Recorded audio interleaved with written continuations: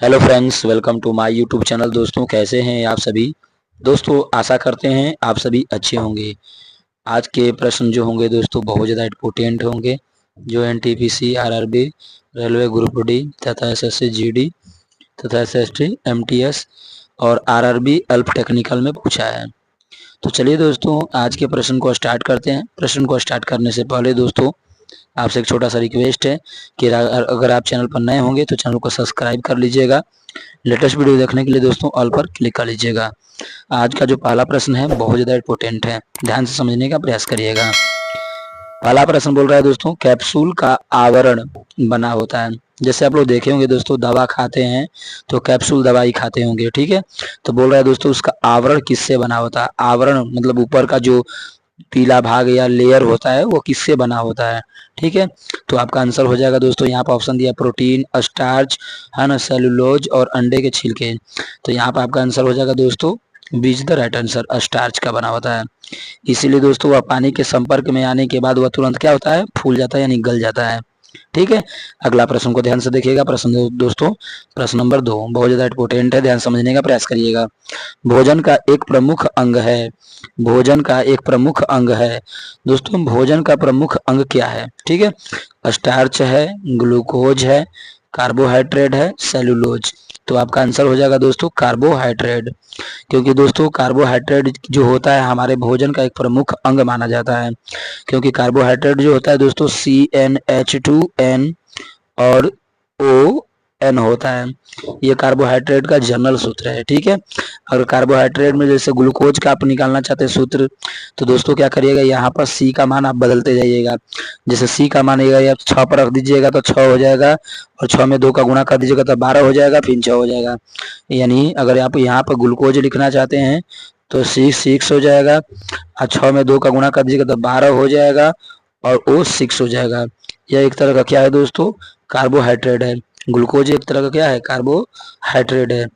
आइए दोस्तों प्रश्न नंबर 3 पर चलते हैं। प्रश्न नंबर 3 को ध्यान से समझने का प्रयास करिएगा। प्रश्न नंबर 3, प्रश्न नंबर 3, करनी में लिखित में कौन सा पदार्थ मानव शरीर में ईंधन का काम करती है। देखिए दोस्तों प्रश्न वही पूछ दिया है ना, कह रहा है कि मानव शरीर में ईंधन का काम करती है। ईंधन का काम कौन करती है दोस्तों, प्रोटीन है, स्टार्च है, कार्बोहाइड्रेट है, सेलुलोज है। तो आपका आंसर हो जाएगा क्या दोस्तों, आपका आंसर हो जाएगा C is the right answer, carbohydrate. अभी मैंने कार्बोहाइड्रेट के बारे में आप लोग को बताया। तो दोस्तों कार्बोहाइड्रेट का भी कई प्रकार होते हैं, ठीक है। जैसे पॉली कार्बोहाइड्रेट, सेलुलोज कार्बोहाइड्रेट, ये कई तरह के क्या है, प्रकार हैं, ठीक है। अगला प्रश्न को ध्यान से देख सकिएगा। अगला प्रश्न को ध्यान से देखिएगा सब दोस्तों। करेक्ट शहर नहीं शहद होगा, यहाँ पर द होगा। क्या होगा दोस्तों, द।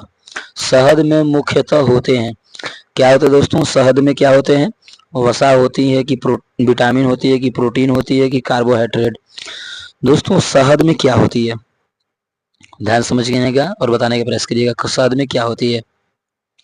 तो दोस्तों इसका आंसर क्या हो जाएगा, तो इसका आंसर हो जाएगा दोस्तों D is the right answer, carbohydrate. शहद में क्या होते हैं, कार्बोहाइड्रेट होते हैं। क्योंकि जो शहद होती है दोस्तों वो मधुमक्खियों के छत्तों से प्राप्त की जाती है, ठीक है। और मधुमक्खियां जो होती है शहद का निर्माण करती है फूलों को चूस कर। अगले प्रश्न को देखिएगा दोस्तों। अगला प्रश्न जो है मोस्ट इंपोर्टेंट है, ध्यान समझने का प्रयास करिएगा। अगला प्रश्न, करनी में लिखित में कौन सी शर्करा तत्काल ऊर्जा प्रदान करती है। निम्नलिखित में कौन सी शर्करा तत्काल ऊर्जा प्रदान करती है। फैक्टोज करती है, लैक्टोज करती है, माल्टोज करती है, ग्लूकोज करती है। तो दोस्तों फैक्टोज जो होती है हमारे फ्रूट में पाई जाती है, इसलिए इसको फैक्टोज बोलते हैं, ठीक है। लैक्टोज जो होती है दोस्तों हमारे सेलुलोज में पाई जाती है लैक्टोज के रूप में, और माल्टोज हमारे लार्वा ग्रंथि से मिलकर माल्टोज का निर्माण करती है, जो हम लोग पचाने का काम करते हैं, ठीक है। और ग्लूकोज जो होती है दोस्तों हमारे शरीर के एक है ना शर्करा होती है, जो तत्कालिक ऊर्जा यानी तुरंत ऊर्जा का प्रदान करते हैं। इसीलिए तो दौड़ते समय या फुटबॉल खेलते समय या क्रिकेट खेलते समय जो खिलाड़ी होते हैं दोस्तों थक जाते हैं तो उसको तत्काल ऊर्जा की आवश्यकता होती है। क्या होती है, तत्काल ऊर्जा की आवश्यकता है। और ऊर्जा किस में चाहता है दोस्तों, उसको ATP में, क्या चाहता है, एटीपी में चाहता है उसको ऊर्जा, एडेनोसिस ट्राइफास्फेट में। और कितना चाहता है उसको ऊर्जा दोस्तों, तो 38 एटीपी चाहता है। कितना? 38 एटीपी। बनाए रखने के लिए तात्कालिक ऊर्जा की आवश्यकता होती है। तो ये बनाता कौन है दोस्तों, तो ग्लूकोज बनाता है। कौन बनाता है? ग्लूकोज। क्योंकि उस समय खिलाड़ी खेलते समय ही क्या पीता है दोस्तों, ग्लूकोज पीता है। तो आपका आंसर हो जाएगा ग्लूकोज। अगला प्रश्न को देखिएगा, अगला प्रश्न मोस्ट इंपोर्टेंट है। निम्नलिखित में से सर्वाधिक ऊर्जा प्रदान कौन करता है? सबसे अधिक ऊर्जा का प्रदान कौन करता है, ये पूछ रहा है। निम्नलिखित में से सर्वाधिक ऊर्जा का प्रदान कौन करता है? तो दोस्तों आपका आंसर हो जाएगा, यहाँ पर ऑप्शन दिया वसा, वसा, विटामिन, प्रोटीन और कार्बोहाइड्रेट। तो कह रहे सर्वाधिक, सबसे अधिक ऊर्जा प्रदान कौन करता है? तो सबसे अधिक ऊर्जा प्रदान कौन करता है दोस्तों? कार्बोहाइड्रेट ही करता है। कौन करता है? कार्बोहाइड्रेट। किस रूप में? ग्लूकोज के रूप में, माल्टोज के रूप में, ठीक है, और सेमी ग्लाइकोज, पॉलीग्लाइकोज, डाइसेकेराइड, सेकेराइड के रूप में करता है। चलिए अगला प्रश्न को देखिएगा, प्रश्न नंबर 7। प्रश्न नंबर 7 को ध्यान से देखिएगा। कह रहा है कि प्रश्न नंबर 7 सह, यहाँ पर दोस्तों द होगा। क्या होगा? द। यानी यहाँ पर हो जाएगा शहद का प्रमुख घटक क्या है? शहद का प्रमुख घटक क्या है? शहद में प्रमुख रूप से क्या पाए जाते हैं? ठीक है, ये बताना है आपको। शहद का प्रमुख घटक क्या है? तो दोस्तों यहाँ पर देखिए ऑप्शन दिया फैक्टोज, lactose, maltose, sucrose, glucose. फैक्टोज, lactose, maltose और ग्लूकोज, 4 ऑप्शन दे रखी है। तो आपसे पूछ रहा है शहद का प्रमुख घटक क्या है, यानी शहद में ज्यादा मात्रा में क्या पाए जाते हैं? तो दोस्तों देखिए शहद जो होता है ना, वह फूलों से बनाया जाता है। कैसे? फूलों से। और फूलों को क्या चूसता है मधुमक्खियां? तो फूलों के पराग कणों को, पराग कण को चूस लेता है। तो पराग कण एक तरह का क्या निर्माण करता है दोस्तों? पराग कण निषेचन के बाद क्या निर्माण करता है? फल। क्या निर्माण करता है? फल बनाता है। समझे? वो छोटा फल हो चाहे बड़ा फल हो, फल बनाता है। तो दोस्तों शहद का प्रमुख घटक क्या होगा? फल। फल किस में आता है? फैक्टोज में। तो फैक्टोज में फल होता है, इसलिए हो जाएगा option A is the right answer, फैक्टोज। अगला प्रश्न को देखिएगा। निम्नलिखित में से कौन सा तत्व एक तत्व है? निम्नलिखित में से कौन सा एक तत्व है? माणिक्य है, नीलम हो गया, पन्ना हो गया, हीरा। तत्व की बात कर रही है, ठीक है। निम्नलिखित में कौन सा एक तत्व है? तो आपका आंसर हो जाएगा दोस्तों D is the right answer, हीरा। अगला प्रश्न को ध्यान से समझने का प्रयास करिएगा। अगला प्रश्न 9 है, कह शुद्ध तत्व कौन सा है? कांच है, सीमेंट है, सोडियम है, बालू है। तो दोस्तों देखिए कांच जो होगा वो शुद्ध तत्व नहीं हो सकता है, वो मिश्रण होता है। क्या होता है? ये मिश्रण होता है। सीमेंट दोस्तों मिश्रण होता है, क्योंकि इसमें आयरन भी होती है, सिलिकॉन भी होती है ना, और एंटीमनी भी होता है, तथा साथ ही साथ इसमें सबसे ज्यादा मात्रा में चूना पत्थर में रहता है, ठीक है। तो ये मिश्रण हो गया। बालू क्या है दोस्तों? बालू में सिलिकॉन पाए थे, इसका मतलब ये भी मिश्रण है। क्या है? मिश्रण है। तो आपसे पूछ के रहा शुद्ध तत्व कौन सा था, तो आपका हो जाएगा sodium, C is the right answer. अगला प्रश्न कर कोयला है। कोयला क्या होगा दोस्तों? तत्व होगा, यौगिक होगा, मिश्रण होगा कि तरल होगा? ठीक है, आपको ये बताना है। तो दोस्तों कोयला क्या है? तत्व है, यौगिक है, मिश्रण है, तरल है। तो आपका आंसर हो जाएगा दोस्तों तत्व, ए इज द राइट आंसर, तत्व होगा। ठीक है, कोयला क्या है? तत्व है। अगला प्रश्न को देखिएगा ध्यान से। अगला प्रश्न वायु है। वायु क्या है दोस्तों? तो वायु में क्या है दोस्तों? CO2 भी है, O2 भी है, नाइट्रोजन गैस भी है, क्लोरीन गैस भी है ना, हीलियम भी है, आर्गन भी है, क्रिप्टन भी है, जेनॉन भी है, रेडॉन भी है, यानी सभी गैसों का क्या है? मिश्रण है। तो दोस्तों वायु क्या एक तरह का मिश्रण है। तो आपका आंसर हो जाएगा B is the right answer, मिश्रण। ठीक है, अगला प्रश्न को ध्यान से देखिएगा। बारूद होता है। क्या होता है दोस्तों? बारूद होता है। क्या होता है? बारूद होता है। तत्व होता है, यौगिक होता है, मिश्रण होता है कि तरल होता है? बारूद किससे बनता है दोस्तों? तत्व से, यौगिक से, मिश्रण से, तरल से। तो दोस्तों बारूद जब भी बनाने वाली कंपनियां होती है उसमें सोडियम मिलाई जाती है ना, उसमें फास्फोरस मिलाई जाती है, उसमें सोडियम हो गया, फास्फोरस हो गया, समझ बात को, और उसमें पोटेशियम मिलाई जाती है, तो ये क्या हो जाएगा, बारूद एक तरह का मिश्रण हो गया, क्योंकि 3 तत्व इसमें अस्पष्ट लौक रहा है, तो एक तरह का क्या हो जाएगा दोस्तों, मिश्रण, यानी सी इज द राइट आंसर। अगला प्रश्न को ध्यान से देखिएगा, अगला प्रश्न बहुत ज्यादा इंपोर्टेंट है, अगला प्रश्न को समझने का प्रयास करिएगा।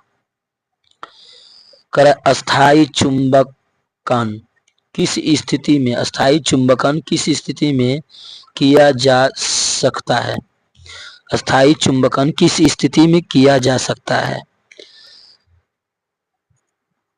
तो किस स्थिति में होगा दोस्तों।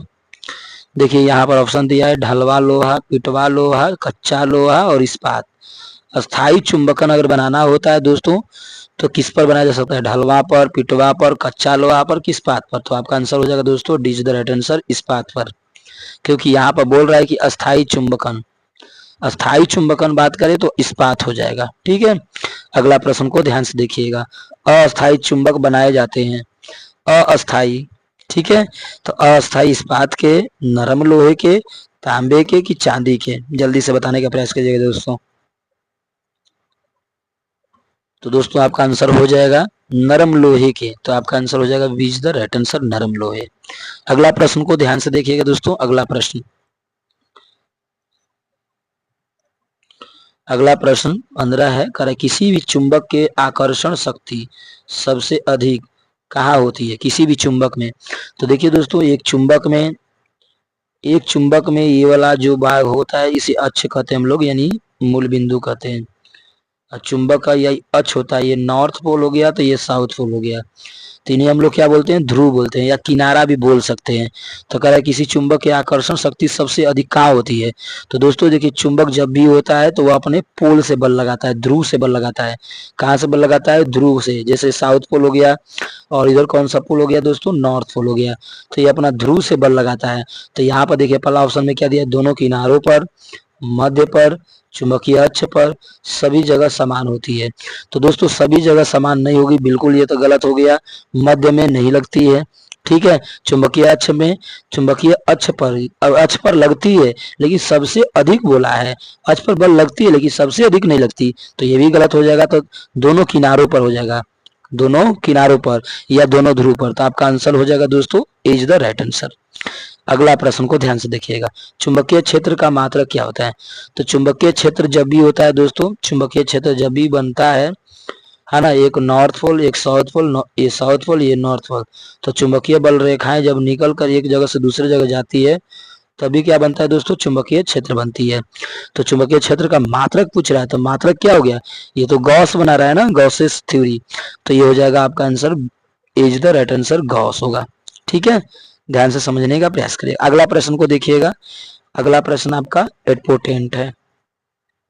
अगला प्रश्न कर, इलेक्ट्रॉन की खोज किसने की थी, रदरफोर्ड की थी कि जेम्स वाटसन ने किया था, गैलीलियो ने किया था कि जे थॉमसन ने किया था। इलेक्ट्रॉन की खोज किसने की थी, तो दोस्तों इसका आंसर हो जाएगा D is the right answer, J Thomson ने किया था। अच्छा दोस्तों, कब किया था, तो सन 1897 ईस्वी में। ठीक है, सन 1897 ईस्वी में कैथोड किरण के प्रयोग से, किसके, कैथोड रे एक्सपेरिमेंटल से किया था। ठीक है, अगला प्रश्न को ध्यान से देखिएगा, करा यदि बल F बराबर 0 है तो इसलिए कार्य होगा। तो दोस्तों देखिए, जब भी बल बराबर होता क्या है, ये ध्यान में रखिएगा, बल बराबर क्या होता है, या कार्य बराबर आपको पता होना चाहिए, बल गुणे विस्थापन, बल गुणे विस्थापन बराबर कार्य, work done is equal to, समझ रहे बात को, यानी कार्य बराबर बल गुणे विस्थापन।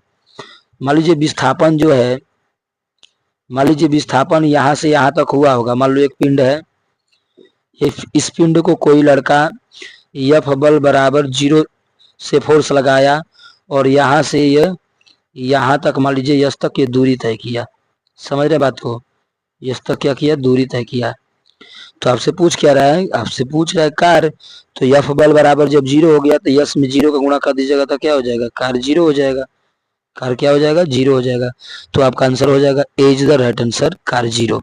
अगला प्रश्न को देखिएगा दोस्तों, अगला प्रश्न बहुत ज्यादा इंपोर्टेंट है, ध्यान से समझने का प्रयास करिएगा।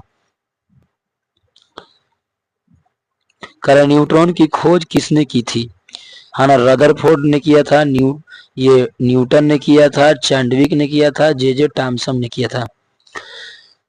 न्यूट्रॉन की खोज किसने की थी? तो न्यूट्रॉन की खोज चैडविक ने की थी। किसने? जेम्स चैडविक ने। तो आपका आंसर हो जाएगा दोस्तों सी इज द राइट आंसर। अगला प्रश्न को देखिएगा दोस्तों, कह निम्न में अस्थायी कण कौन है? अस्थायी कण, प्रोटॉन है, इलेक्ट्रॉन है, न्यूट्रॉन है, अल्फा कण है। ठीक है, निम्न में कौन अस्थायी कण है? प्रोटॉन, इलेक्ट्रॉन, न्यूट्रॉन, अल्फा कण। 4 ऑप्शन दिया है, जल्दी से बताने का प्रयास करिएगा दोस्तों। तो इसका आंसर हो जाएगा दोस्तों न्यूट्रॉन, सी की ओर जाएंगे, न्यूट्रॉन, यानी सी इज द राइट आंसर। उम्मीद करते हैं दोस्तों आप लोग मेरी बातों को अच्छे से समझ गए होंगे। तो ये दोस्तों आरआरबी एनटीपीसी में पूछे हुए प्रश्न मैंने क्या किया था, है ना, लिया था, जो बहुत ज्यादा परीक्षाओं के लिए बहुत ज्यादा आवश्यक भी था और पिछले ईयर्स में पूछा भी गया था। ठीक है, तो दोस्तों मिलते हैं नेक्स्ट वीडियो में एक नई वीडियो के साथ। जय हिंद दोस्तों। वीडियो कैसा लगा कमेंट करके जरूर बताने का प्रयास करिएगा।